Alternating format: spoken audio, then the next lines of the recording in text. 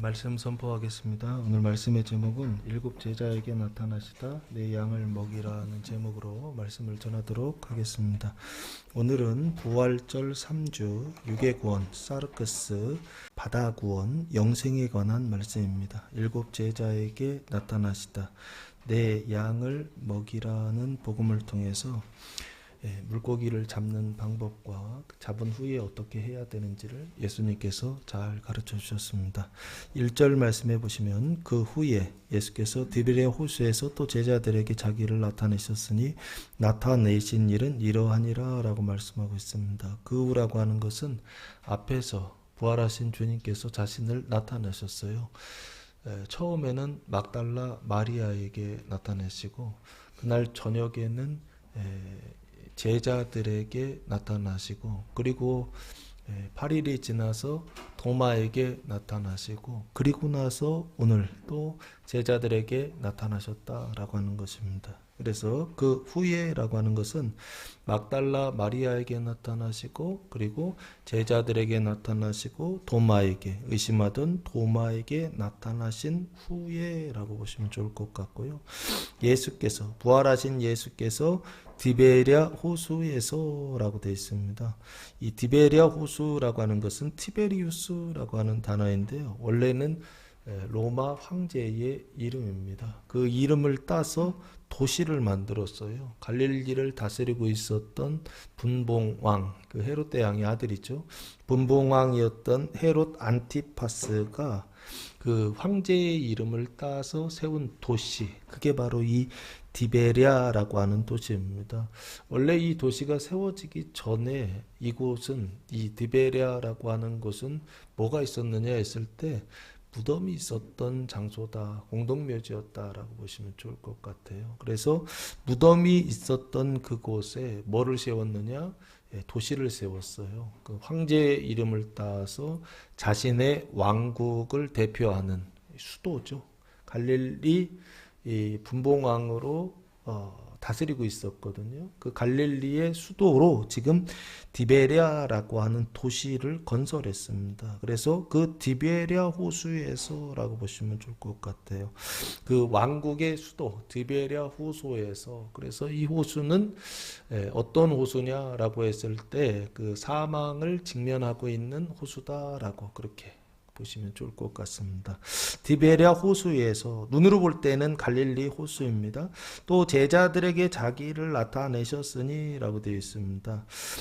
이 호수라고 하는 것은 갈릴리 호수를 얘기하는데요. 갈릴리 호수는요 어떻게 되어 있느냐라고 했을 때 상부 요단강이 흘러서 그래서 베세다 지역으로 들어옵니다. 들어와서 그래서 물을 공급하고 나서 그 갈릴리에 있었던 물이 하부 요단강을 통해서 내려가거든요. 근데 어디까지 내려가느냐면 아마 들어보셨을 거예요. 사해라고 하는 곳까지 내려갑니다. 그래서 요 내려가는 하부 요단강 내려가는 그 바로 옆에 있는 마을이 이 디베랴라고 하는 도시다라고 이렇게 보시면 좋을 것 같습니다.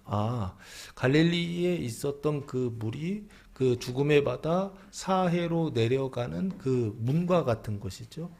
그곳에 있었던 도시, 여기가 바로 디베랴 호수다라고 하는 것입니다. 영적으로 봤을 때 이 디베랴 호수가 말하는 게 뭘까라고 했을 때 그 사망이 어디까지 가느냐면 생명까지 가는 어떤 영적인 것을 표징으로 지금 지역으로 말씀하고 있는 게 아닌가 싶고요.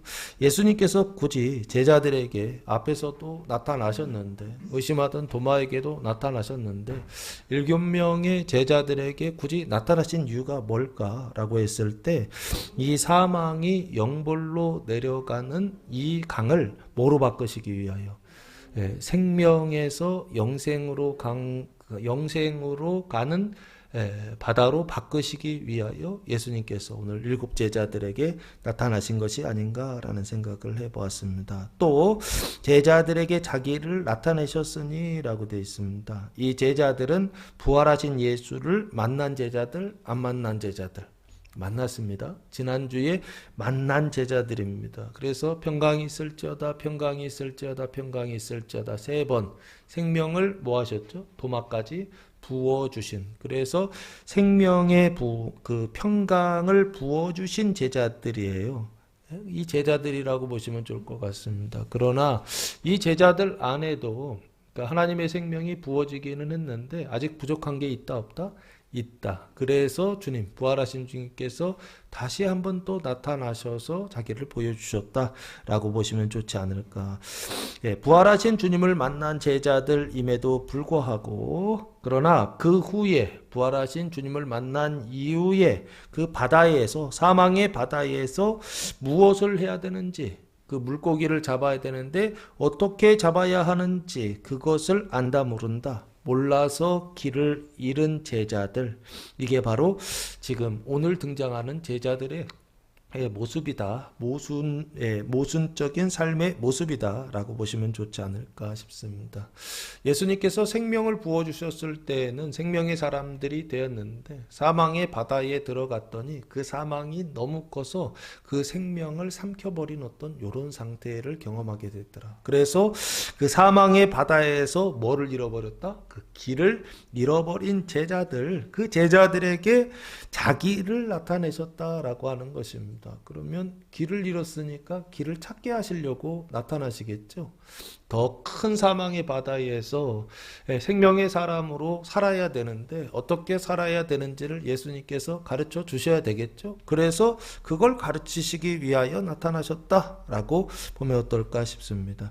그 나타나신 일은 이러하니라 라고 말씀하고 있습니다. 그 나타나신 일은 14절 말씀해 보시니까 몇 번째 일이냐라고 되어 있을 때 이것은 예수께서 죽은 자 가운데서 살아나신 후에 세 번째로 제자들에게 나타나신 것이다 라고 말씀하고 있습니다.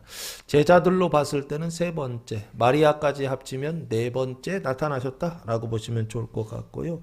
나타나신 일은 이러하다라고 이렇게 서술하고 있다라고 하는 것은 그 이유와 목적이 예수님께서 자신을 부활하신 그 몸을 나타내신 이유와 목적이 아주 분명하다라고 하는 것을 지금 말씀하고 있는 게 아닌가 싶습니다. 사망의 바다에서 어떻게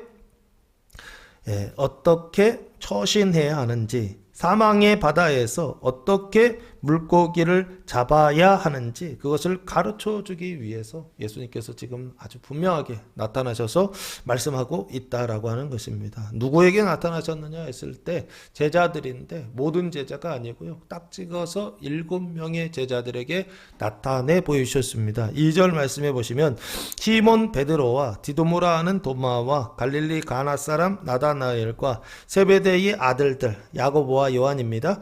또 다른 제자 둘이 함께 있더니 그 제자가 누굴까라고 했을 때 여섯 번째 제자는 안드레라고 보시면 시몬하고 형제지간이거든요. 동생이니까 같이 있었다라고 그렇게 보시면 좋지 않을까 싶고요. 그 안드레가 그 전도한 사람이 빌립입니다. 빌립이요.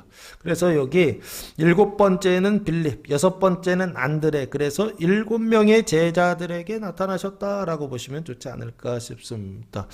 왜 나머지 제자들이 4명이 더 있거든요. 첫 번째는 마태, 두 번째는 알페오의 아들 야고보. 이름이 야고보 똑같아요. 그래서 세베대의 아들, 알페오의 아들 구분해서 지금 설명합니다. 여기는 알페오의 아들 야고보라고 하는 제자고요. 그리고 세 번째는 다데오라고 하는, 원래는 유다라고 하는 이름인데요. 가룟 유다와 구분하기 위해서 다데오라고 하는 이름을 쓰더라고요. 다데오라고 하는 제자고요. 네 번째는 가룟 유다. 유다는 죽었죠. 그러니까 지금 3명의 제자들은 빠지고요. 나머지 7명의 제자들에게만 어떻게 하셨다고요? 부활하신 주님께서 나타나셨다. 차별하는 건가요? 누구에게는 보여주고 누구에게는 안 보여주고? 예? 왜 쟤한테는 보여주고 나한테는 안 보여줘요? 성질 나야 안 나요? 날 수 있어요. 그죠? 그런 차원이 아닙니다. 지금 이 7명의 제자들에게 나타나셨다라고 하는 것은 그 사람들에게 필요한 것이 있어서 나타나셨다라고 보시면 좋지 않을까 싶고요. 이 7사람의 공통점이 뭘까요? 어부요? 맞습니다. 어부예요. 야, 난 이거 찾느라고 왜 이 사람들한테 나타나셨는가? 제가 궁금했어요.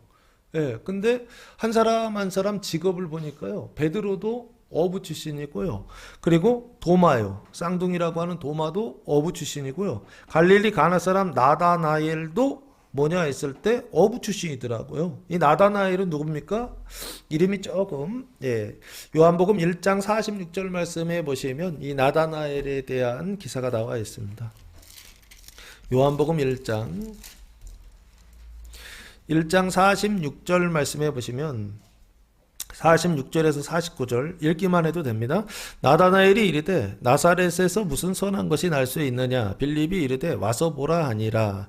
예수께서 나다나엘이 자기에게 오는 것을 보시고 그를 가리켜 이르시되 보라 이는 참으로 이스라엘 사람이라 그 속에 간사한 것이 없도다. 나다나엘이 이르되 어떻게 나를 아시나이까? 예수께서 대답하여 이르시되 빌립이 너를 부르기 전에 네가 무화과 나무 아래에 있을 때에 보았노라. 49절 나다나엘이 대답하되 랍비요 당신은 하나님의 아들이시요 당신은 이스라엘의 임금이로소이다 하면서 누구의 제자가 됐느냐면 예수님의 제자가 됐다라고 그렇게 보시면 좋을 것 같고요. 그리고 이 나다나엘이라고 하는 이름을 성경에서는 뭐라고 또 이렇게 부르느냐면요. 마태복음 10장 요한복음에서는 나다나엘이라고 하는 이름이 나오는데요. 다른 복음서요. 공간복음에서는 그 이름이 다른 이름으로 나와 있습니다. 마태복음 10장 3절 말씀해 보시면 12제자의 이름이 나와 있는데요. 그 중에 빌립과 바돌로메와 도마와 세리 마테 알페오의 아들 야고보와 다데오라고 이렇게 되어 있죠. 네, 여기 나다나엘은 바돌로메라고 하는 이름으로 여기 기록되어 있습니다. 그러니까 나다나엘 이꼬르 바돌로메다라고 그렇게 보시면 좋을 것 같고요. 그래서 보통 신학자들은 동일 인물이다라고 그렇게 추정을 합니다. 요 나다나엘과 세베대의 아들들 야고보와 요한은 뭐 유명하죠. 이 사람들은 어부고요.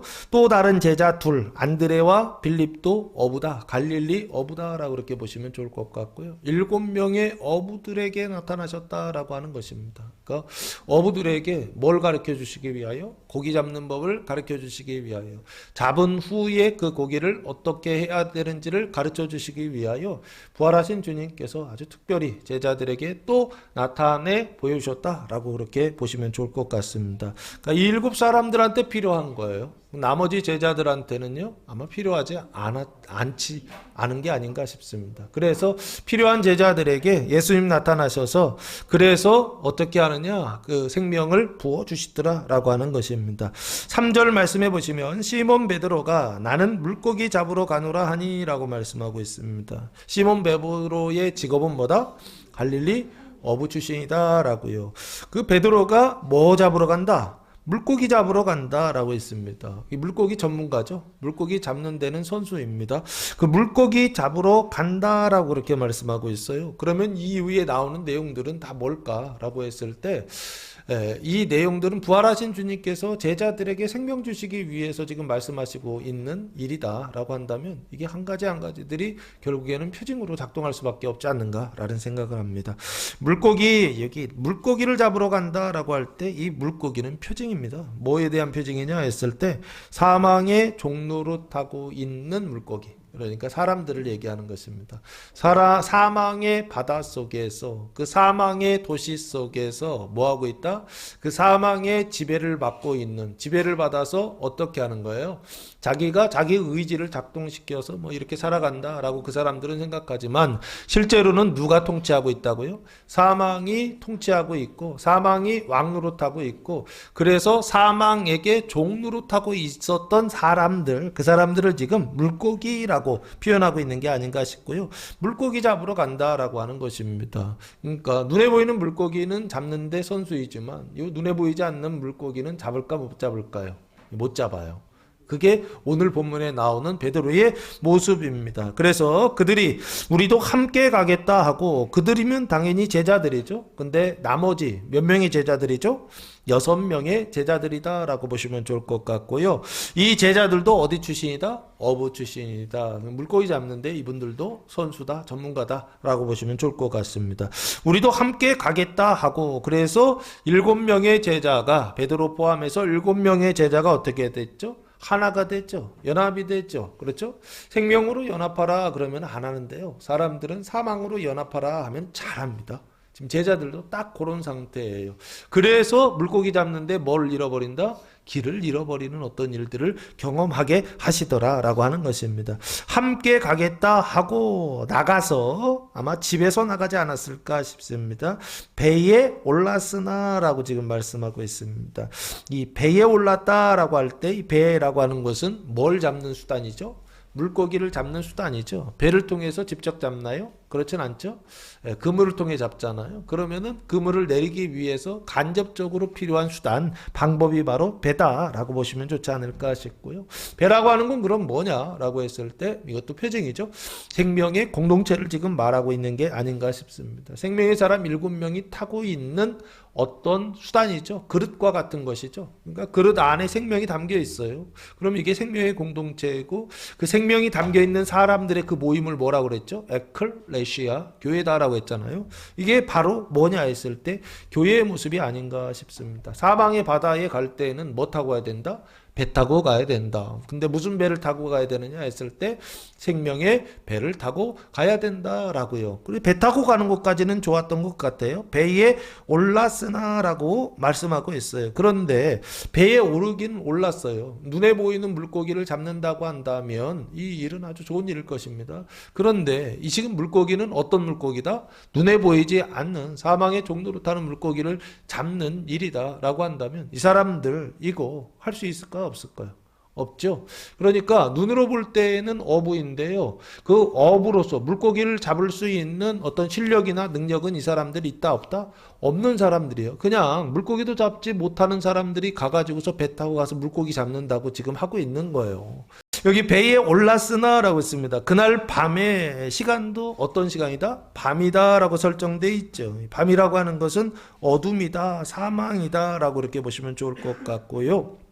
그날 밤이라고 하는 것은 시몬 베드로요. 시몬 베드로를 따라 뭐 잡으러 간 날? 물고기를 잡으러 간 날. 그 시간은 뭐다? 밤이다라고 지금 설정하고 있는 게 아닌가 싶습니다. 시몬 베드로를 따라서 가면 밤입니다. 예? 사람을 따라서 가면 밤입니다. 그런데 예수님을 따라서 가면은 그 시간이 언제 된다? 낮이 된다라고. 밤이 끝나고 낮이 됐고 어둠이 끝나고 이제 뭐 어둠이 끝나니까 어둠, 빛이죠. 빛이 되고 사망이 끝나고 생명이 된다. 사람을 쫓아가면 항상 사망입니다. 사람을 쫓아가면 사망이지만 예수님을 쫓아가면 하나님을 쫓아가면 뭐가 된다? 생명이 된다. 요거 기억하시기 바랍니다. 그날 밤에 베드로를 쫓아갔으니까 당연히 그날 밤이에요. 밤에 아무것도 잡지 못하였다라고 되어 있습니다. 아무것도 잡지 못했다라고 하는 것은 수고했다 안 했다? 수고했다는 얘기입니다. 수고는 열심히 했는데 그 결과, 그 열매는 있다 없다? 없다는 얘기를 지금 하고 있는 거예요. 이건 당연한 결과입니다. 아시겠죠? 사람을 쫓아가면 수고는 하지만 땀은 흘리지만 그러나 열매는 있다 없다? 없다는 것입니다. 있기는 있어요. 근데 완전히 없다는 뜻은 아니고요. 완전히 제로면 아예 그만두잖아요. 그러니까 마귀가 어떻게 주냐면 49대 51로 줍니다. 항상 이렇게 줘요. 왜 그렇죠? 그래야 쫓아옵니다. 그래야 마귀의 말을 듣습니다. 그래야 사람의 말을 들어요. 그래서 어디로 간다고요? 사망으로 가고 영벌로 가기 때문에 항상 준다 안 준다? 주기는 줘. 하나 주고 몇 개 가져간다? 2개 주고 3개 가져간다. 뭐 이런 식이에요. 그러니까 사람들이 항상 어떻게 해요? 조금만 열심히 하면 될 것 같다라고 하는 어떤 생각 속에 사로잡히게 됩니다. 그래서 결국에는 어떻게 해요? 아무것도 잡지 못하는요. 중간에 조금씩 뭔가 잡는 것 같아. 그런데 마지막 결론으로 가보면은 내 손에 있는 거 있다 없다? 내 손에 있는 거 없다. 뭐만 남아있다? 거품만 남아있다. 이게 뭐냐? 지금 베드로의 결론이다라고요. 성경이 지금 말씀하고 있는 게 수고는 수고대로 했어요. 열심은 열심대로 했어요. 근데 잘못한 게 아니에요. 엄청 잘했어요. 그런데 그 결과는 있다 없다? 없는 어떤 이런 상태. 열매는 없는 이런 상태. 이런 상태를 지금 7명의 제자들이 직면하게 됐다라고 하는 것입니다. 당황스럽죠? 왜? 전문가라니까요, 물고기요. 그런데 물고기를 지금 한 마리라도 잡아야지. 그렇지 않나요? 밤새 수고했는데 분위기 보니까 한 마리도 못 잡은 거예요, 지금요. 예? 너무 당황스럽죠. 그렇죠? 근데 이 당황스러운 이 일들 우리 만났을 때 어떻습니까? 아주 밤새 그렇게 했는데 못 잡았으니까 화도 나고 짜증도 나고 왜 그렇지? 별의별 생각들이 다 들었을 것입니다. 그러나 이건요, 사람은 사람을 쫓아가는 거, 베드로를 쫓아가는 이 일은 사망의 바다에서 물고기 잡는데 그 종로로 타는 물고기를 잡을 때는 효력이 있다 없다, 효과가 있다 없다, 없다는 얘기예요. 그러면 못 잡는 거 이것은 좋은 일인가요, 나쁜 일인가요? 좋은 일이다 라고 했던 것입니다. 수고했지만 그 수고의 열매를 먹지 못하게 하실 때가 하나님이 있다라고 하는 거예요. 근데 왜 그러느냐 했을 때 수고가 문제가 아니라고요. 땀을 흘린 게 문제가, 흘리지 않은 게 문제가 아니라고요. 뭐를 쫓아서 갔다? 베드로를 쫓아서 갔다라고 하는 것입니다. 베드로는 눈에 보이는 물고기 잡는 데는 선수이지만 눈에 보이지 않는 물고기 잡는 데는요, 사망의 종로를 타고 있는 사람들 잡는 데에는 이 사람은 선수다. 뭐 이거 숙맥이라고 해야 되나요? 뭐라고 해야 돼요? 뭐냐? 예? 예, 이거 물고기 못 잡는 사람이란 말이에요. 근데 그 사람이 전문가인 줄 생각하고 쫓아갔다라는 거예요. 근데 어떻더라? 예, 전혀 열매가 없더라. 근데 열매 없는 것이 우리가 생각할 땐 나쁘다라고 생각하는데 결론이 지금 좋은 결론, 물고기가 있어야 되잖아요. 수고했으니까 잡아야 되잖아요. 못 잡았잖아요. 근데 그 못 잡은 것은 하나님의 은총이다 아니다? 은총이다라고 하는 것입니다. 왜? 하나님을 쫓아간 게 아니라 사람을 쫓아갔기 때문에 당연히 이런 결과가 나와야 된다라고 하는 것입니다. 오히려 베드로를 쫓아갔는데 물고기를 많이 잡았어요. 그러면 이 얘기가 성경이 지금 쓰여질 필요가 없다라고 하는 것입니다. 내 삶 속에도 똑같아요. 내 삶을 이렇게 살아가는 과정들 속에서 사람 쫓아갔는데 물고기를 많이 잡았다라고 한다면 그거 하나님의 일이 아니라고요. 오히려 사람 쫓아갔는데, 사람의 생각을 따라서 갔는데 물고기를 못 잡았다라고 한다면 하나님께서 일하셨구나, 하나님께서 나에게 은혜를 베풀어 주셨구나, 이게 하나님의 영광이구나 라고 인식하고 하나님 오셔서 나를 구원하시기 위하여 지금 임재하셔서 일하시고 계시구나 라고, 열심히 일하셔서 나를 구원하시기 위하여 하나님께서 일하시고 계시는구나 기뻐하며 감사할 수 있는 교회와 성도들 되시기를 예수님의 이름으로 축복합니다. 자, 그래서 아무것도 잡지 못하였더니 그랬습니다. 4절, 날이 새어갈 때에 예수께서 바닷가에 서셨으나, 날이 새어간다는 것은 새벽입니다. 새벽이라는 건 뭐죠? 밤이 끝나고 낮이 시작되는 시간에라고 하는 뜻이죠. 어둠이 끝나고 빛이 시작되는, 사망이 끝나고 새벽, 그러니까 생명이 시작되는 때에라고 보시면 좋을 것 같아요. 영적인 얘기입니다. 예수께서 바닷가에 서셨으나, 부활하신 예수님께서, 생명의 주인이 되시는 예수께서 바닷가에 서셨다라고 되어 있어요. 바닷가는 어딘가요? 육지와 바다가 만나는 지점이죠. 바다 속으로 들어간 게 아니에요. 그렇죠? 그리고 육지 중심에 있는 게 아니에요. 육지의 끝, 그리고 바다가 시작되는 거기죠. 거기가 뭐라고 하느냐면 해변이다라고 지금 설명하고 있는 것입니다. 그 해변가에 서셨으나 제자들이 예수이신 줄 알았다 몰랐다? 몰랐다라고 지금 되어 있습니다. 그러면 예수님은 지금 해변에 서 있는데 제자들은 어디 들어가 있어요?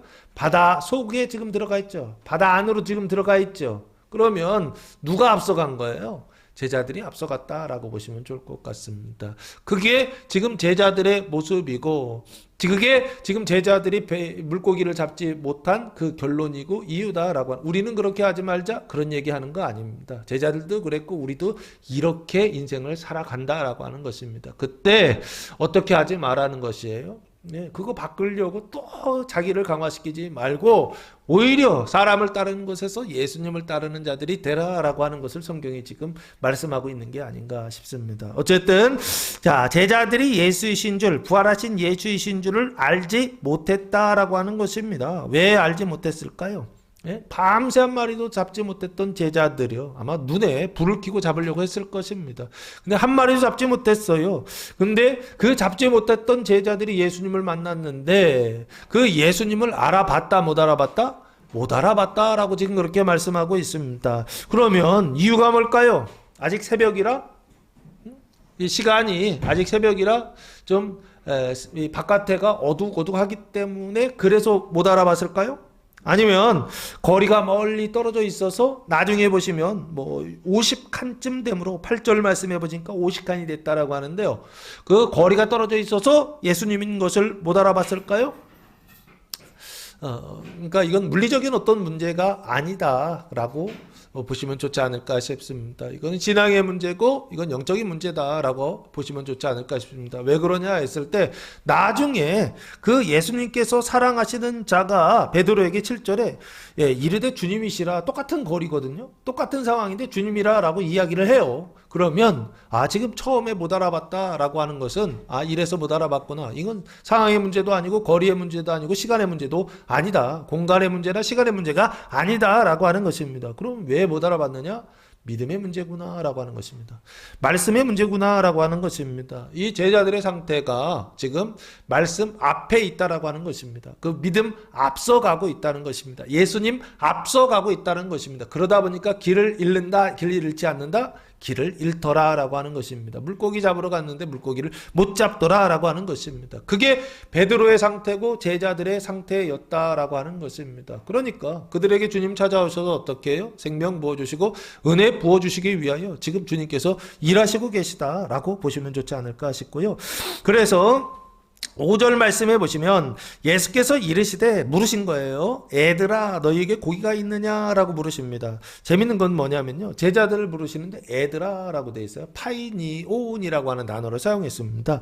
이 파이니온이라고 하는 뜻은요, 유아라고 하는 어린아이라고 하는 뜻이에요. 그래서 비유적으로는요, 신앙적으로 어린 아이 있잖아요, 믿음이 어린 아이들을 지금 파이니온이라고 하는 단어를 사용합니다.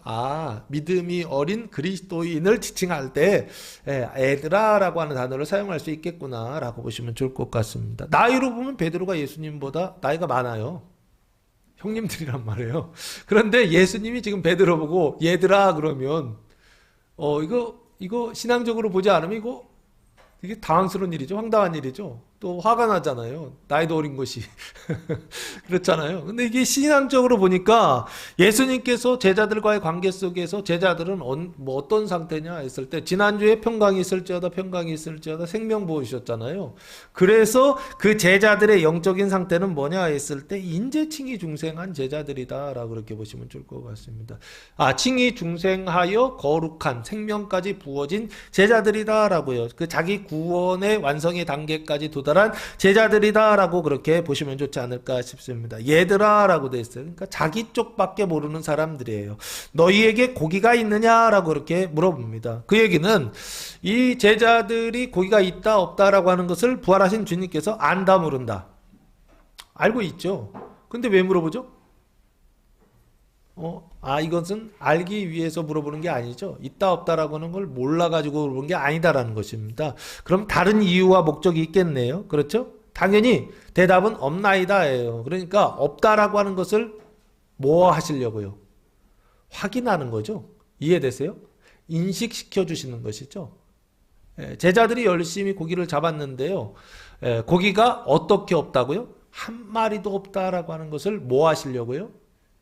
인식시키고 인상처럼 새겨주시려고, 니네 그렇게 열심히 밤새 수고해 물고기 잡았는데 베드로 쫓아갔더니 결국에 그 결론이 뭐냐라고 했을 때 이거다라고 하는 것을 그들 안에 그들 마음속에 아주 분명하게 세워주시는 거죠. 왜요? 야 니네 맨날 그렇게 하면 못 잡아, 그 얘기죠. 야 물고기 잡으러 가서 물고기를 잡으려면 그렇게 하면 안 돼, 이거 가르쳐 주시는 거죠. 그게 뭡니까? 베드로 쫓아가면 안 된다라고 하는 것입니다. 사람의 경험을 쫓아가면 안 된다라고 하는 것입니다. 사람의 생각을 쫓아가면 안 된다라고 하는 것입니다. 그러면 누구를 쫓아가야 된다는 거예요? 하나님을 쫓아가야 된다는 것이죠. 예수님을 쫓아가야 된다라고 하는 것이죠. 그래서 6절 말씀해 보시면 이르시되, 예수님께서 말씀하십니다. 그물을 배 오른편에 던지라라고 말씀하세요. 배가 있어요. 근데 배 오른편이에요. 그 배 오른편은 동서남북 중에 어딜까요? 제가 이거 고민하면서 배가 어느 편에 배의 그 선미가, 그러니까 선두죠. 선두가 어느 쪽에 있느냐에 따라서 오른편 왼편이 달라지더라고요. 그렇죠? 그래서 지금 배가 예수님을 보고 있으면 오른편이면 어느 쪽이에요? 북쪽을 지금 지칭하는 것입니다. 위치가요. 지금 디베라라고 하는 바다가 어느 쪽에 있느냐면 서쪽에 있어요. 갈릴리 바다에서 서쪽에 있는 항구 도시란 말이에요. 배 타고 이렇게 갔단 말이에요. 갔어. 이 배가 그냥 이쪽을 이렇게 보고 있으면은 오른쪽은 남쪽이에요. 그죠? 근데 배가 예수님을 향해 있으면 오른쪽은 북쪽이에요. 그러니까 남과 북이요 달라지더라고요. 그래서 여기요 그물을 배 오른쪽에 던져라 라고 하는 것은 무슨 얘기냐 했을 때 그리하면 잡으리라 그러셨거든요. 물고기 잡는 방법이에요. 근데 물고기 잡는 방법을 우리는 어떻게 생각하느냐 했을 때 예수님께서 오른편에 던지라 했으니까 오른쪽에 던지면은 물고기를 많이 잡고 왼쪽에 던지면 물고기를 못 잡는다라고 우리 그렇게 생각하거든요. 이거 행동 강령이다라고 했던 것입니다. 내가 1번을 선택하면 되고 2번을 선택하면 안 되고 내가 과거에 1번을 선택해서 실패했으니까 이번에는 2번을 선택하면 성공하겠네. 뭐 이런 식의 싸움을 하시는 경우들이 많이 있다고요. 근데 여기는 그 얘기하는 게 아니라고요. 왜 그러냐 했을 때 오른편이냐 왼편의 문제가 아니다라고 하는 것입니다. 1번이냐 2번이냐의 싸움을 하면요 맨날 져요. 이길 수가 없다고요. 그러면 지금 예수님께서 하시는 이거 물고기 잡는 방법은 뭐냐라고 했을 때 1번이냐 2번이냐의 싸움이 아니라 누가 말했느냐의 싸움으로 접근해야 된다라고 하는 것입니다. 지금요 누가 말씀하셨는가라고 했을 때 지금 이 말씀을 하신 분이 누구냐고요. 예수님이시잖아요. 그래서 제자들이 볼 때 이게 오른쪽이 어디야 왼쪽이 어디야 뭐 이게 상관이 없다고요. 그렇죠? 지들 그냥 생각했을 때 제자들 생각했을 때 오른쪽이라고 생각하는 그곳에 그물을 내리면 예수님 오른쪽에 내리라고 했으니까 그 그물을 내리면 물고기 잡는다 못 잡는다? 잡는다라고 하는 것을 성경이 지금 말씀하고 싶으신 것입니다. 그 얘기는 무슨 얘기예요? 사실적으로 팩트로 봤을 때 오른쪽 왼쪽 이게 어디냐라고 하는 싸움 해봐야 소용없다는 얘기예요. 그러면 오른쪽이냐 왼쪽이냐의 싸움이 아니라 누가 말씀하셨느냐라고 하는 것이요.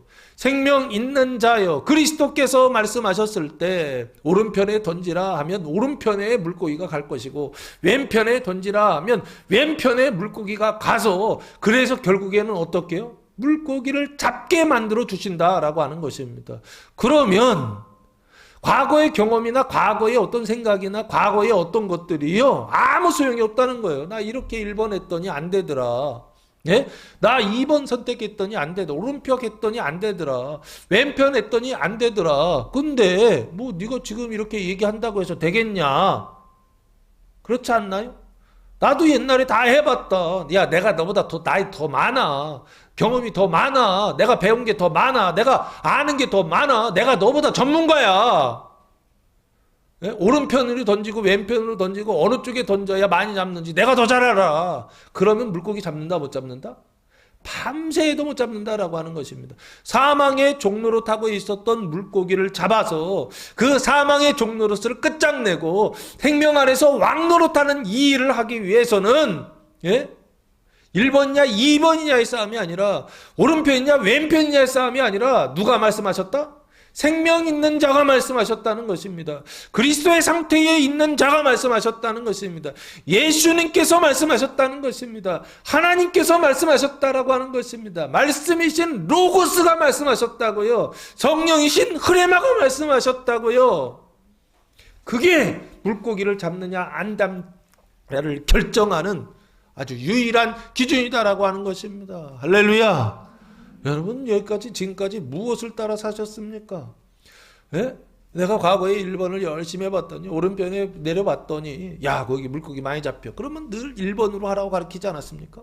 그리고 과거에 오히려 아니야 왼쪽으로 하니까 왼쪽이 더 잡혀. 공간과 시간의 문제를 얘기하는 것입니다.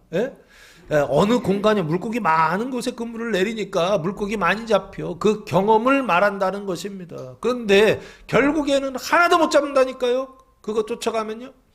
누구 말씀을 따라야 된다고요? 자기 생각을 따라서 사람의 생각을 따라서 사람의 경험을 따라서 그 사람이 전문가라니까요.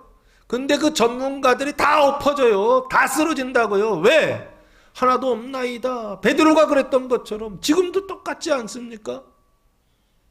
왜 그러느냐? 싸움의 방법이 잘못됐다는 거예요. 예? 뭐가 잘못됐느냐 했을 때 오른쪽이냐 왼쪽이냐의 싸움이 아니라고요. 이 싸움은 누가 말씀하셨느냐의 싸움이라고요. 사람이 말했느냐 하나님이 말씀하셨느냐라고 한다고요. 뱀이 말했느냐 로고스가 되시는 예수님 말씀하셨느냐 누구 말을 듣느냐, 이게 물고기를 잡느냐 잡지 못하느냐를 결정하는 유일한 기준이라고요.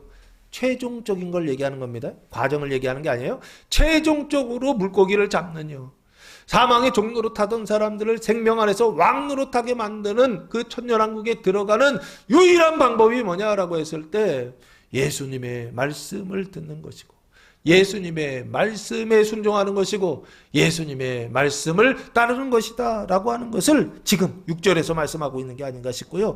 그물을 배 오른편에 던지라 라고 말씀하셨습니다. 그리하면 어떻게 된다? 잡는다 라고 말씀하고 있어요. 그러니까 예를 들면 이렇게 생각하시면 돼요. 베드로의 경험 속에서 밤새 했는데 못 잡았어요. 그러면 오른편에 던진다고 해서 물고기 잡을 수 있나요? 말도 안 되는 소리예요, 이 얘기가요. 아니, 밤새 오른편에도 던지고 왼편에도 던지고 북쪽에도 던지고 남쪽에도 던지고 동쪽에도 던지고 바다 들어가면 동서남북이 다 있을 거 아니에요. 다 던져봤을 거라고요. 그렇죠? 밤이 새도록 새벽까지 지금 던졌다고요. 근데 못 잡았단 말이에요. 그런데 예수님이 오셔서 오른편에 던지라 한다고 해서 물고기를 잡는다고요? 말도 안 되는 얘기잖아요. 상식적으로. 그렇지 않나요? 근데 지금요, 예수님께서 오른편을 던지라 그리하면 잡으리라 하시니라고 그렇게 말씀하셨어요. 예수님께서요. 말씀을 하셨는데 그 물고기 잡는 싸움은 어디에서 결정되느냐? 이 말씀에 결정되더라는 것입니다. 그래서 이에 던졌더니 뭐 딴 얘기가 없어요. 뭐 의심했다라든지 주저했다라든지 그런 게 없어요. 이에 던졌더니 예수님의 말씀에 순종해서 어떻게 한 거예요? 그냥 그 말씀을 듣고 그냥 던져본 거예요. 던졌더니 물고기가 어떻게 됐다? 많아 그물을 들 수 없더라 라고 말씀하고 있습니다. 물고기라고 돼 있죠. 이 물고기라고 하는 단어는 익디스라고 하는 단어를 사용했는데 이에수스, 크리스토스, 네오스, 히우스, 소테르라고 하는 단어로 예전에 그리스도인들이 자기의 신앙을 고백할 때 밖에 시대에 내가 그리스도인이다라고 하는 걸 밝히면 죽으니까 이걸 그림을 그렸단 말이에요. 이렇게 물고기 그림을요. 그 물고기의 그 헬라어 철자가요. 이에수스, 그러니까 첫자가 익두스라고 되어 있습니다. 익디스라고 되어 있는데 이게 예수 그리스도 하나님의 아들 구세주라고 하는 뜻으로 신앙 고백할 때 사용했던 것입니다. 지금 여기요. 그물을 배 오른편에 던지라 그리하면 잡으리라 하시니 이에 던졌더니 물고기가 어떻게 됐다? 많아. 그럼 이 물고기는 신앙을 고백하는 물고기다라고 보시면 좋을 것 같습니다. 예수 그리스도께서 구세주가 되시고 하나님의 아들이 되시고 메시아가 되신다라고 하는 신앙을 고백하는 물고기요. 그 물고기가 많아. 그물을 어떻게 해요? 들 수 없더라라고 그렇게 말씀하고 있습니다. 그러면 이 그물을 물고기가 많아 그물을 들 수 없었다라고 하는 얘기는 무슨 얘기인가요? 이 물고기들이 밤새 하나님의 말씀에 순종했다는 거예요. 무슨 얘기인가요? 한 마리도 잡히면 안 돼요. 예? 베드로가 오른쪽 하면 오른쪽에 던져라 라고 해서 7명의 제자들이 막 다 오른쪽에 그물을 던져요. 그럼 물고기는 어떻게 해야 돼요? 일사천리로 왼쪽으로 도망가야 돼요. 이해되세요? 예, 남쪽으로 그물을 내려라 그러면요 이 물고기요 새끼건 어른이건 싹 다 어디요? 북쪽으로 싹 다 도망가야 돼요. 이해되세요? 피조물이라고 하는 것은 그런 거라고요. 하나님의 말씀에 이렇게 복종하고 이렇게 순종한다고요. 그래서 밤새 내렸는데 한 마리도 못 잡게 하신, 이게 하나님이 하시는 일이라니까요. 예? 그랬는데 여기요 예수님께서 배 오른편에 내려라 그랬더니 던지라 그랬더니요 이 물고기가 어떻게 하는 거예요? 싹 다 오른편으로 간 거예요 지금요. 이해되세요? 밤새 도망다니던 물고기들이 예수님 그 말씀 한마디에 어떻게 해요? 기다리고 있었던 거예요. 주님 그 명령 그거 하실 때까지 기다리고 있었던 거예요. 그래서 어디로 내려갔다고요? 오른편이라고 하니까 물고기들이 그냥 개떼처럼 그냥 오른편으로 다 갔어요. 한 마리도 빠지지 않고 다 내려가요. 그래가지고 어떻게 해요? 그 물고기가 많아 그물에 가득 찼다라고 하는 것입니다. 그 그물에 가득 차게 된 이유가 뭐냐 했을 때 물고기가 순종했다라고 그렇게 보시면 좋지 않을까 싶습니다. 그래서 여기요 물고기가 많아 그물을 들 수 없다라고 하는 것은 그물을 잡아 끌 수가 없었다라고 하는 것입니다. 그 사람들이 이 물고기를 잡아 끌 수 없을 정도로 7명의 어부들이 잡아 끌 수 없을 정도로 물고기를 잡은 것은 이 사람들의 실력입니까? 예? 시간이 그렇게 돼서 새벽이 돼서 그래서 물고기 잡은 건가요? 아닙니다. 누구 말씀 때문에? 예수님의 말씀 때문에. 예수님의 말씀에 누가 순종하더라? 물고기들이 순종하더라 라고 하는 것입니다. 할렐루야. 예? 물고기를 잡는다 잡지 못한다 라고 하는 것을 결정하는 유일한 기준은 뭐가 되느냐 했을 때 사람의 실력이 아니다 라고 하는 것입니다. 사람의 생각이나 체험이 아니다 라고 하는 것입니다. 무엇을 통해서? 하나님의 말씀에 되시는 로고스를 통해서 어떻게 된다고요? 사망의 종류라던 물고기들을 어떻게 하느냐? 많이 잡게 하시더라라고 하는 것입니다. 우리가 물고기 잡으러 갔는데 물고기를 잡지 못하는 이유가 뭐냐? 사망의 종로로 타는 사람들을 생명에서 왕로로 타는 사람들로 바꾸기 위하여 물고기 잡으러 갔는데 그렇게 잡지 못하는 이유가 뭐냐라고 했을 때 그게 바로 이겁니다. 주님보다 내가 앞서가고 있는 거 아니냐라고 하는 것입니다. 주님과 함께 가야 되는데 내가 혼자 먼저 간 거 아니냐라고 하는 것입니다. 그 물고기 잡는 이 물고기는요, 생전 처음 잡아보는 물고기입니다. 그 물고기 잡기 위하여 갈 때에는 반드시 누구와 함께 가야 된다? 하나님의 말씀과 함께 가야 된다라고 하는 것입니다. 로고스와 함께 가야 된다라고 하는 것입니다. 그때 비로소 사망의 종로로 타던 물고기들을 잡을 수 있다 없다? 있다라고 하는 것을 성경이 지금 말씀하고 있는 게 아닌가. 부활하신 주님께서 나타나셔서 말씀하고 있는 게 아닌가 싶습니다. 그래서 7절 말씀해 보시면 예수께서 사랑하시는 그 제자가 라고 되어 있습니다. 누구냐 했을 때 사도 요한입니다. 베드로에게 이르되라고 말씀하고 있어요. 주님이시라 하니, 부활하신 주님이시라 하니 시몬 베드로가 벗고 있었다라고 하는 것은 옷을 벗고 있었던 것 같아요. 나중에 보면 겉옷을 두른 후에 라고 되어 있습니다. 그러면 여기 겉옷을 벗고 있다가 라고, 속옷만 입고 있었다 보시면 좋을 것 같고, 주님이라 하는 말을 듣고 라고 되어 있습니다. 예수님이시다 라고 하는, 부활하신 주님이다 라고 하는 말을 사랑하시던 제자 사도 요한이 말했고, 그 말을 베드로가 듣고 나서 어떻게 행동하느냐? 겉옷을 두른 후에 라고 되어 있어요. 옷을 벗고 있다가 겉옷을 두른 후에 바다로 뛰어내리더니 라고 말씀하고 있습니다. 겉옷을 둘렀다라고 하는 것은 지금 예수님께로 가기 위해서 겉옷을 두른 것인데요. 그건 뭔가요? 예의를 지금 갖추고 계신 건가요? 지금요? 베드로가? 지금 스승을 만나기 때문에 눈으로 볼 때에는 예의를 갖춘다라고, 옷을 지금 두른 후에라고 되어 있으니까요. 영적으로는 이 겉옷이 뭘 얘기하느냐라고 했을 때 거룩한 생명의 옷을 두른 후에라고 보시면 좋을 것 같습니다. 그러면 물고기 잡으러 갈 때까지도 이 옷을 어떻게 하는 거예요? 이것을 벗고 있다가 주님 만나러 가니까 아, 주님이시구나 라고 생각이 들어서 무슨 옷을 입기 시작했다? 생명의 옷을 입고서 바다로 뛰어내렸다라고 말씀하고 있습니다. 그러면 이 바다는 무슨 바다냐 했을 때 배에서 지금 바다로, 사망의 바다로 뛰어내린 것이죠. 이해되십니까? 배에서 사망의 바다로 뛰어내려서 수영해가지고 어디까지요? 주님 계신 곳까지 가는 것이죠. 육지로 지금 가고라고 그렇게 보시면 좋을 것 같고요. 8절, 다른 제자들은 6명의 제자들입니다. 육지에서 거리가 불과 한 50칸쯤 됨으로 되어 있습니다. 이 50칸이라고 하는 단어는요, 원어로 보니까 200규빗이라고 되어 있더라고요. 이 규빗은요, 이 손끝에서 여기요, 검지까지의 길이를 얘기합니다. 그래서 보통 이제 성인 남자의 그 길이는요, 45.6cm다라고 보통 그래요. 이게 조금씩 기준이 달라지긴 합니다. 왜냐하면 이 길이가 다르기 때문에 그래요. 나라마다, 지역마다요. 또 일반적으로 얘기할 때는 45.6cm다 그래요. 그럼 곱하기 200 하면은 몇 미터죠? 91m가 조금 더 넘더라고요. 그래서 91m 정도 된다라고 그렇게 보시면 좋을 것 같고요. 100m가 약간 안 되죠. 거리가 100m 정도 된다라고 생각하면 우리가 감이 생기잖아요. 지금 배와 예수님과의 거리가 91m 정도 된다라고 보시면 되고요.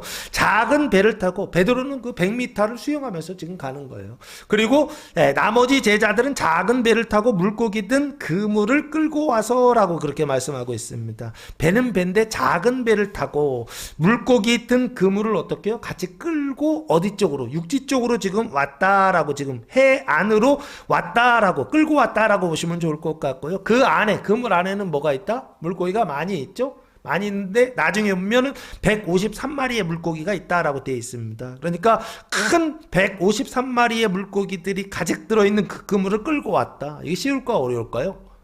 아마 쉽지 않았을 것 같아요. 어려웠을 것 같아요. 9절 육지에 올라보니 상륙했다는 것입니다. 세 개가 있어요. 첫 번째는 불이, 숯불이 있는데 불이 키워져 있어요. 새벽이니까 불을 피우셨어요. 그리고 두 번째는 그 위에 뭐가 있다? 생선이 있다라고 되어 있고요. 세 번째는 그 생선 옆에 또 뭐가 있다? 떡이 있다라고 그렇게 말씀하고 있습니다. 그 생선하면, 떡하면 생각나는 분이 있죠. 누구죠? 예수님이시죠.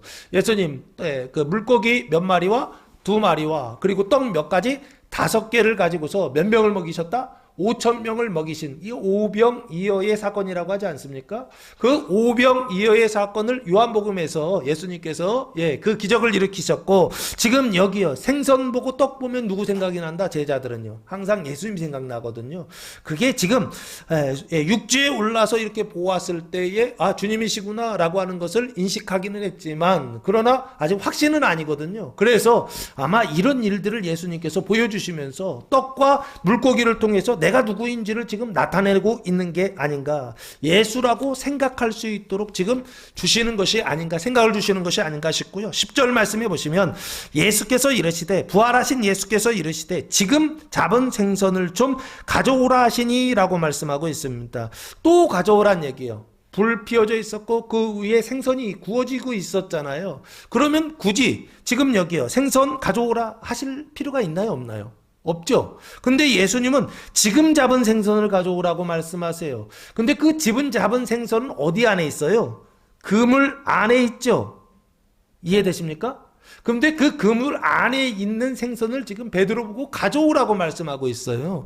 그러면 물고기가 필요해서 가져오라고 말씀하시는 게 아니라고요. 그럼 왜 그럴까 했을 때 뒤에 내용을 보니까 11절 시몬 베드로가 올라가서 그물을 육지에 끌어올리니 가득히 찬 큰 물고기가 153마리라 이같이 많으나 물고기가 찢어지지 아니하였더라 라고 말씀하고 있습니다. 그 얘기는 무슨 얘기예요? 원래대로 하면 찢어진다 안 찢어진다? 찢어져야 정상이란 얘기입니다. 그죠? 사람이 물고기를 잡으면 한두 마리 잡을 때는 안 찢어지겠죠. 근데 큰 물고기 153마리의 물고기를 사람이 잡았을 때는 당연히 물리적으로 어떻게 된다? 그물이 찢어질 수밖에 없다라는 거예요. 그러니까 예수님은 그거 아셨다 몰랐다? 아셨다는 거예요. 제자들은 알았다 몰랐다? 몰랐다는 거예요. 그물이 찢어지는 문제를 해결하기 위하여 예수님께서 베드로에게 뭘 가져오라? 물고기를 가져오라 라고 지금 말씀하고 있는 게 아닌가 싶습니다. 물고기 잡는 법을 처음에 가르쳐 주셨잖아요. 오른편에 내리라 그럼 잡을 것이다 말씀하셨잖아요. 두 번째는 그 뒤에 그물이 찢어지지 않는 방법을 지금 가르쳐 주고 계시는 것입니다. 첫 번째는 물고기 잡는 방법을 가르쳐 주셨다면 두 번째는 뭘 가르쳐 주신다? 잡은 물고기가 찢어지면 안 되잖아요. 그물이요. 그래서 찢어지지 않는 법을 가르쳐 주시기 위하여 지금 잡은 생선을 좀 가져오라 말씀하시는 게 아닌가 싶고요. 11절 말씀해 보시면 시몬 베드로가 올라가서 배에 올라갔다라고 보시면 좋을 것 같고, 그물을 육지에 끌어올리니 가득히 찬 큰 물고기가 153마리다라고 되어 있습니다. 그물 안에 가득히 찬 뭐요? 큰 물고기입니다. 이 큰이라고 하는 것은 메가스라고 하는 단어를 사용했고요. 물고기라고 하는 것은 익디스라고 하는 단어를 사용했는데요. 그 숫자가 몇 마리라고요? 153마리다라고 되어 있습니다. 그래서 옛날에 그 모나미 볼펜이 있었죠. 그 볼펜 이름이 뭔지 기억나십니까? 153 볼펜이라고 했죠. 그 153 볼펜을 만드신 이유가 뭔지 아십니까? 교회 다니시는 분이세요. 그리고 그 교회 다니시는 분이신데 지금 장로님이실 텐데 그분이 그 볼펜을 만들어서 하여튼 그분이 교회 다니시는 분이라 요 말씀을 근거로 해서 153 모나미 볼펜을 만들었던 거죠. 어쨌든 여기요 예수께서 지금 가득 찬 물고기가 153마리라 있습니다. 이같이 많으나 그물이 찢어지지 않았다라고 그렇게 말씀하고 있습니다. 그물이 찢어지지 않았다라고 그렇게 말씀하고 있어요. 그 얘기는 원래대로 하면 찢어진다는 얘기입니다. 그죠? 그런데 지금 그물이 찢어지지 않았다라고 지금 말씀하고 있죠. 그러면 그 그물이 찢어지지 않은 이유는 뭘까요?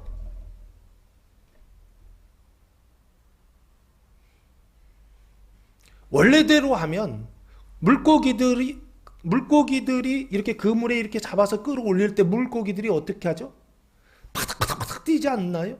그렇죠? 근데 큰 물고기들이 바닥바닥바닥 뛴단 말이에요. 왜요? 잡히지 않으려고 그러는 거잖아요. 마지막 잡혀가지 않으려고 도망가려고 그러는 거잖아요. 그렇죠? 막 그렇게 하는데, 움직이는데, 근데 지금 여기서 지금 찢어지지 않았다는 얘기는 무슨 얘기요? 물고기들이요, 얌전하게 있었다는 얘기 아닌가요? 이해되세요? 큰 물고기 153마리가 어떻게 원래대로 하면 자기 승질대로 막 했어야 되는데, 자기 생각대로 감정대로 막 했어야 되는데요, 주님의 말씀 앞에서 어떻게 하더라고요? 얌전한 고양이가 되더라는 거예요. 예? 지금 딱 그 모양이요, 찢어지지 않았다라고 하는 것은 물고기가 가만히 있었다는 거예요. 왜요? 가져와야 되는데 파닥거려가지고 밖으로 나가면 주님의 말씀에 순종하지 않는 게 되잖아요, 물고기가요. 그러니까 물고기가 주님의 말씀에 순종하기 위하여 잡혔고, 주님의 말씀에 순종하기 위하여 가만히 있더라는 거예요. 베드로가 가서 한 마리 잡아올 때까지. 아니, 잡으러 갔을 때에도 바닷속에 있었던 물고기니까 잡을 때 막 바닥바닥바닥해서 나갈 수 있잖아요. 그렇죠? 근데 절대 그렇지 않고 어떻게 해요? 가만히 있어가지고 찢어지지 않고 가만히 있더라라는 것입니다. 그래서 12절 말씀에 예수께서 이르시되 와서 조반을 먹으라, 아침을 먹으라 하시니 제자들이 주님이신 줄 아는 고로라고 되어 있습니다. 이 안다라고 하는 건 아까 몰랐다고 그랬죠. 근데 지금은 이제 알게 되었다라고 되어 있죠. 왜 알게 되었죠? 예, 첫 번째는 물고기 잡은 거, 그것 때문에 그렇죠. 많은 물고기 잡은 것 때문에 알게 되고, 두 번째는요, 그물이 찢어지지 않은 것을 통해서 하는 것입니다. 이번이 부활하신 주님이다라고 하는 것을 지금 어떻게 하느냐 했을 때, 사망의 그 물고기 있잖아요. 그 영벌 속에 종로를 타고 있었던 그 물고기요, 그 물고기 잡는 것을 통하여 주님께서 하셨구나라는 것을 아시고, 두 번째는요, 그 물고기를 잡았을 때 그 물고기가 그물 속에 이렇게 딱 있는데요, 얌전하게 있는 것을 보면서 뭐를 안다? 그물이 찢어지지 않는 것을 보면서 주님이 하셨구나. 사람이 하면 그물 찢어진다, 안 찢어진다? 찢어진다. 근데 주님이 하시면 그물 찢어진다, 안 찢어진다? 안 찢어진다. 그것을 통해서 부활하신 주님이 지금 여기 임재하셨구나라고 하는 것을 알 수 있는 교회와 성도들 되시기를 예수님의 이름으로 축복합니다. 자, 아는 거로 당신이 누구냐? 감히 묻는 자가 없더라라고 되어 있습니다. 네, 당신이 누구냐라고 하는 것은 외모로 알아본 것이 아니다라는 얘기예요. 3차원 눈에 보는 물리적인 현상으로 알아본 것이 아니다라는 거예요. 그 예수님의 지금 그 얼굴 보면서 지금 예수님 부활하신 주님이다라고 하는 것을 알아봤다라고 하는 것이 아닙니다. 외모나 명분을 통해서 예수님을 알아보는 것이 아니라 무엇을 통해서 알아봐야 된다고요? 말씀을 통해서, 로고스를 통하여서, 하나님의 말씀이 선포됐을 때 그 말씀이 어떻게 해요? 능력으로 나타나는 것을 통하여서, 그 디나미스를 통하여서 어떻게 해요? 아는, 예수님께서 부활하셨구나라고 하는 것을 분명히 아는 제자들처럼 우리들도 그렇게 아는 교회가 됐으면 좋겠다라고 하는 것입니다. 13절 말씀에 예수께서 가셔서 떡을 가져다가 그들에게 주시고 라고 되어 있습니다.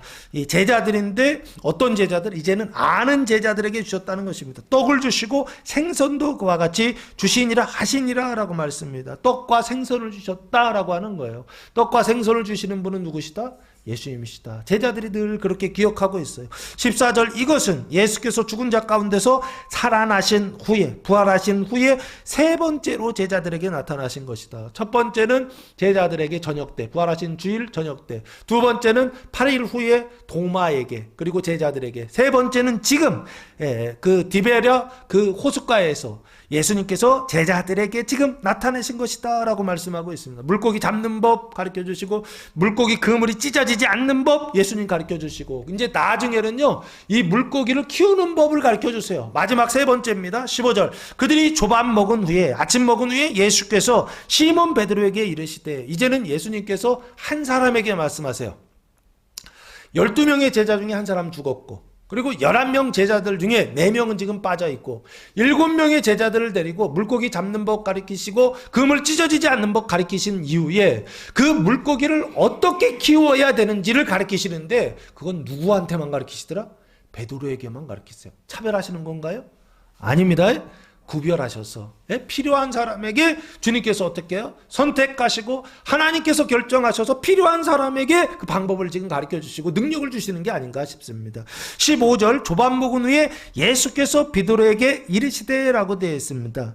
요한의 아들 시몬아, 네가 이 사람들보다 나를 더 사랑하느냐 하시니 물으세요. 6명의 제자들보다 나를 더 사랑하느냐 하시니 이르되 주님 그러하나이다. 내가 주님을 사랑하는 줄 주님께서 아시나이다. 이르시되 내 양을 먹이라 하시고 라고 말씀하고 있습니다. 여기 보시면 사랑하다라고 이렇게 되어 있잖아요. 근데 성경에서는 사랑이라고 하는 단어가 좀 구분되어 있습니다. 여기 사랑이라고 하는 단어는 아가파오라고 하는 단어를 사용했습니다. 그런데 나중에 보시면 네가 사랑하느냐, 네가 나를 사랑하느냐, 네가 나를 사랑하느냐 이렇게 물으시거든요. 그 물으실 때 그런 것이죠. 베드로가 좀 답답해. 왜 답답해죠? 왜 3번이나 물어보냐 이거예요. 그죠? 그러면 제가 그런 거예요.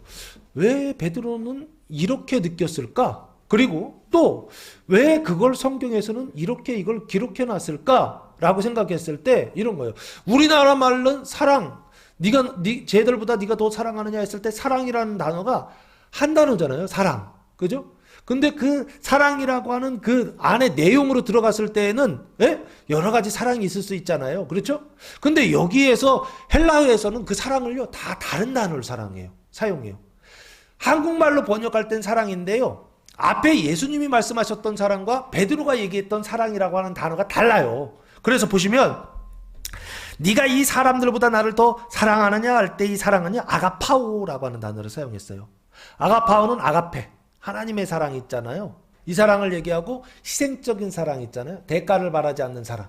이 사랑을 아가페, 아가파오, 이 동사형입니다. 아가파오 사랑하느냐라고 물으셨던 거예요. 그랬는데 주님 그러하나이다 내가 주님을 사랑하는 줄, 이 사랑이라는 베드로의 대답은요 필레오라고 하는 단어를 사용했어요. 이것도 사랑은 사랑인데 어떤 사랑이냐, 친구 간의 사랑 있잖아요. 요 우정이라고 보통 우리나라는 표현하는데 이것도 헬라어에서는 사랑입니다. 사랑이요. 친구 간의 우정, 사랑하는 줄 아나이다. 이 사랑은 어떤 사랑이냐 했을 때 기브 앤 테이크 있잖아요. 내가 하나 주면은 걔한테 하나 받는 기브 앤 테이크의 사랑이다라고 그렇게 보시면 좋을 것 같아요. 예, 필레오 하는 줄 주님께서 아시나이다라고요. 이렇게 성경은 구분해서 써놨어요. 근데 예수님께서 베드로하고 대답하실 때는 헬라어를 사용하신 게 아니에요. 아람어를 사용하셨어요.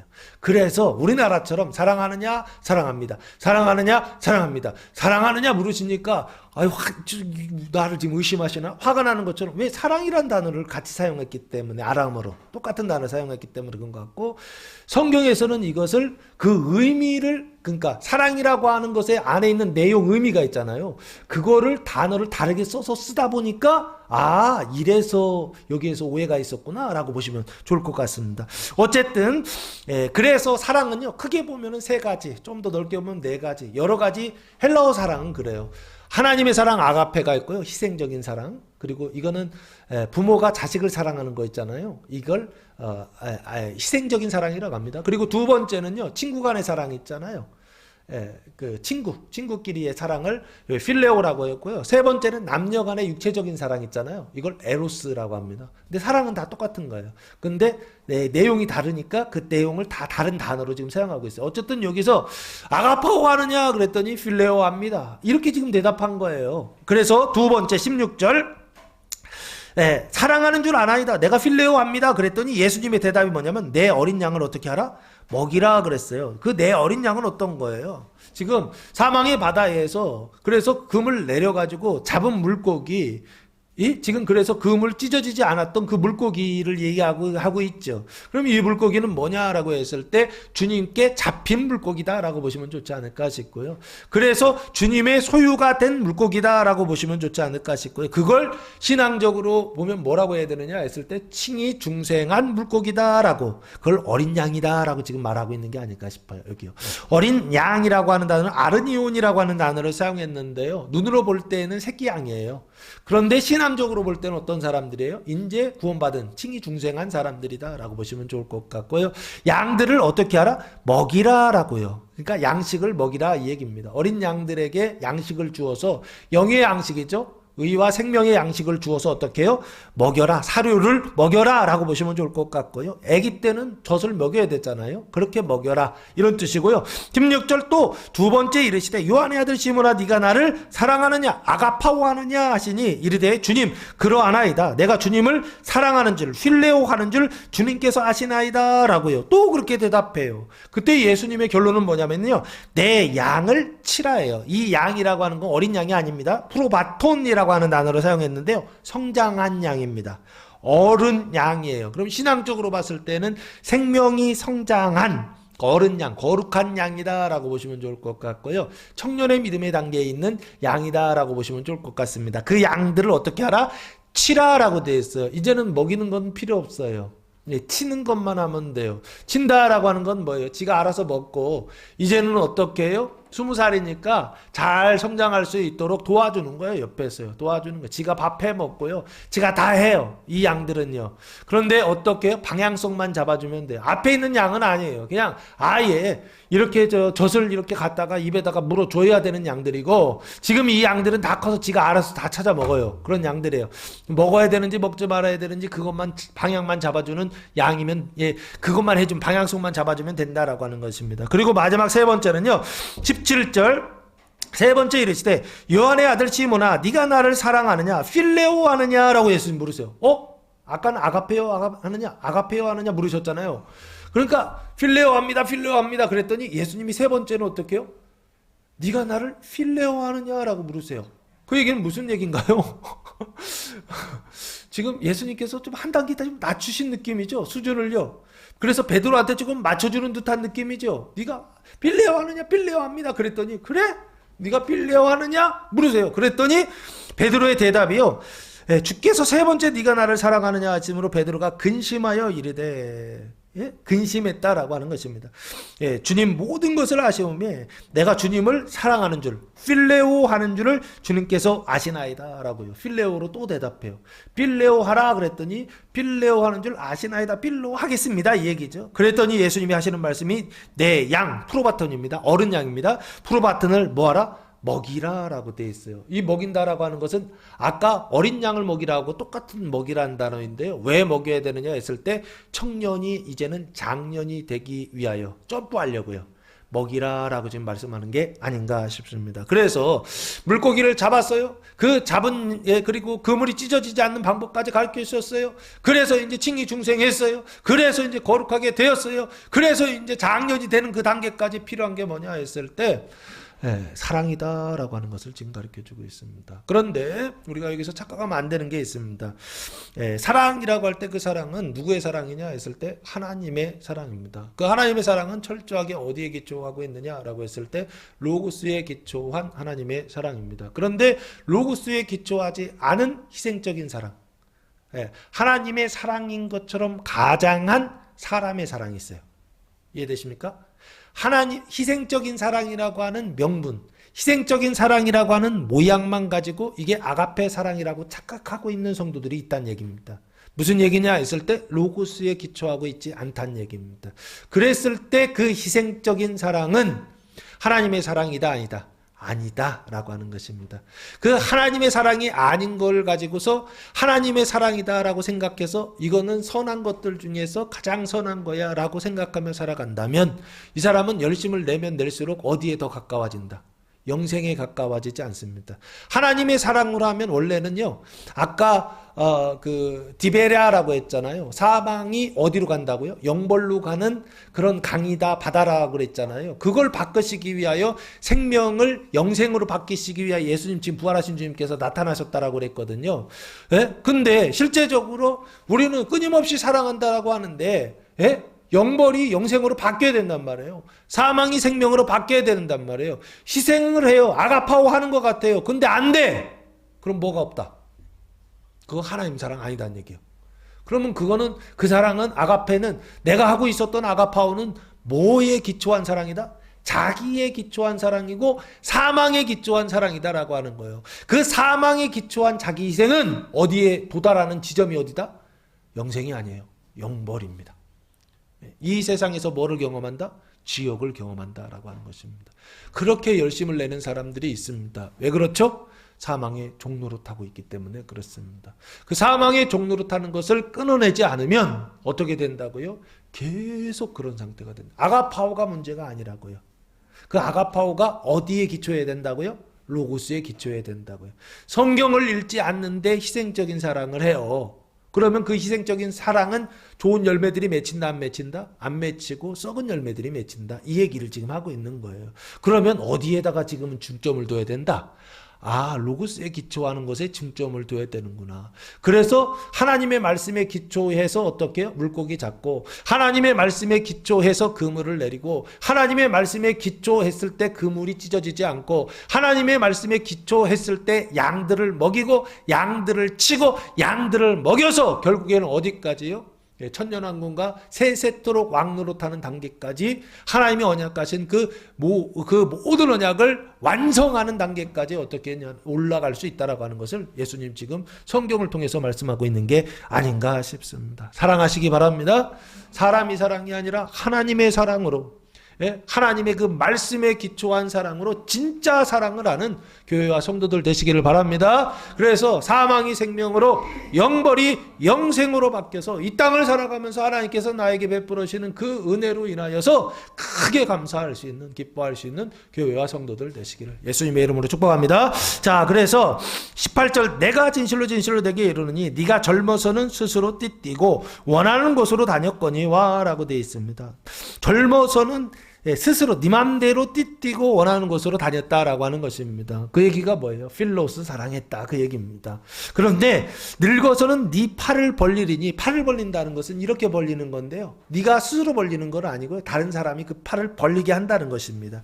남이 내게 띠띠우고 원하지 않는 곳으로 데려가리라. 그래서 묶어가지고 데려간다는 얘기예요. 그 얘기는 무슨 얘기입니까? 결국에는 십자가 죽음을 지금 얘기하는 것인데요, 베드로의 그 십자가의 죽음은요, 예수님처럼 죽을 수 없다고 해서 십자가를 거꾸로 매달아 달라고 요청합니다. 그래서 예수님의 십자가는요, 요 위에가 이렇게 위로 올라가 있다고 한다면요, 베드로는 이렇게 거꾸로 돼 있어서 팔이 밑으로 이렇게 내려가 있어요. 그래서 거꾸로 박힌 십자가입니다. 베드로의 십자가가 그렇습니다. 그래서 19절 말씀해 보시면 이 말씀을 하시면 베드로가 어떠한 죽음으로 하나님께 영광 돌릴 것을 가르치십니다라고 되어 있습니다. 여기 보시면은 어떠한 죽음이잖아요. 베드로의 죽음을 뭐라고 했느냐 했을 때 하나님께 영광을 돌릴 것이다라고 지금 말씀하고 있어요. 베드로의 죽음은, 눈에 보이는 죽음은요, 그 순교는요 표징이에요. 결국에 뭘 얘기하느냐 했을 때 사망의 바다를 하나님의 사랑으로 어떻게 하는 거예요? 사랑하고, 그래서 어떻게 하는, 양들을 먹이고 치고 먹이는 그 일들을 베드로의 그 온몸을 통해서 표징으로 지금 뭐요? 메시지, 말씀하고 있는 게 아닌가 싶습니다. 그것을 하나님께 영광 돌릴 것을 가리키심이라 라고 말씀하고 있고, 이 말씀을 하시고 베드로에게 이르시되 나를 따르라 하시니 라고 말씀하고 있습니다. 그때 아마 이 당시에는 어떻게 해요? 아가파오로 따른 게 아니라 필레오, 자기 마음대로 따랐을 것입니다. 그러나 나중에는요, 어떻게 따른다고요? 주님의 마음으로 아가파오, 로고스에 기초해서, 하나님의 말씀에 기초해서 하나님의 사랑으로 양들을 잡고, 사망 속에서 종노릇하는 양들을, 그 물고기들을 잡고 그 그물이 찢어지지 않는 어떤 그 방법을 다 배워서 나중에는 양들을 치고 양들을 먹이고 양들을 치는 어떤 일들을 누가 하신다? 하나님께서 하신다라고 그렇게 보시면 좋지 않을까 싶습니다. 사랑하는 성도 여러분, 7명의 제자들은 부족합니다. 베드로도 여러 가지 부족한 모습들이 있습니다. 우리도 똑같습니다. 사랑한다고 하면서, 하나님의 사랑을 한다고 하면서 우리의 사랑으로 나름 내가 이게 하나님의 사랑일 거야 라고 생각하면서 그렇게 우리도 똑같이 사랑하며 살고 있지는 않은지 모르겠습니다. 그러나 예수님, 부활하신 주님께서 제자들에게 일하셨던 것처럼 첫 번째 나타나시고, 두 번째 나타나시고, 세 번째 나타나시고, 아마 네 번째, 다섯 번째 계속 나타나셔서 생명을 부어주셔서, 그래서 결국에 양들을 먹이고 치고 양들을 먹이는 이 일들을 어떻게 해야 되는지 주님께서 그들의 삶을 주관하시고 다스리시고 인도해 가시지 않았을까라는 생각을 해봅니다. 사랑하는 성도 여러분, 우리가 연약할 때에 주님께서 찾아오셔서 제자들에게 찾아서 말씀하셨던 것처럼 우리에게도 찾아오셔서 많은 물고기, 153마리의 큰 물고기들을 잡게 하실 것입니다. 그때 그거 물고기 잡을 때 그거 있잖아요. 주님께서 하시는 그거에 그 부흥에 취하여서 또 넘어지는 교회가 아니라 오히려 주님께서 그거 하실 때 물고기를 잡고 그물이 찢어지지 않도록, 주님의 말씀으로 찢어지지 않도록 하고, 그 뒤에 사랑으로 먹이고 돌보고 치고 하는 그 일들을 통하여서 주님의 약속들이, 주님의 자녀들이 종노릇하는 곳에서 생명 안에서 왕노릇하는 곳으로 인도하는 교회와 성도들 되시기를 예수님의 이름으로 축원합니다. 기도하겠습니다. 사랑과 은혜가 풍성하신 아버지 하나님, 감사와 찬송과 영광을 올려드립니다. 우리를 위하여 죽으시고 다시 사신 예수님의 부활을 기념하는 일곱 제자에게 나타나시다 내 양을 먹이다 복음이 선포될 때 그 말씀을 믿고 따름으로 배 오른편에 그물을 던져 153마리의 큰 물고기를 잡는 교회와 성도들 되게 하옵소서. 이제는 우리 주 예수 그리스도의 은혜와 하나님 아버지의 무한하신 사랑하심과 성령의 교통하심이 사랑하는 성도들 머리 위에와 가정 위에와 교회 위에 이제로부터 영원토록 함께 하시기를 간절히 축원하옵나이다. 아멘.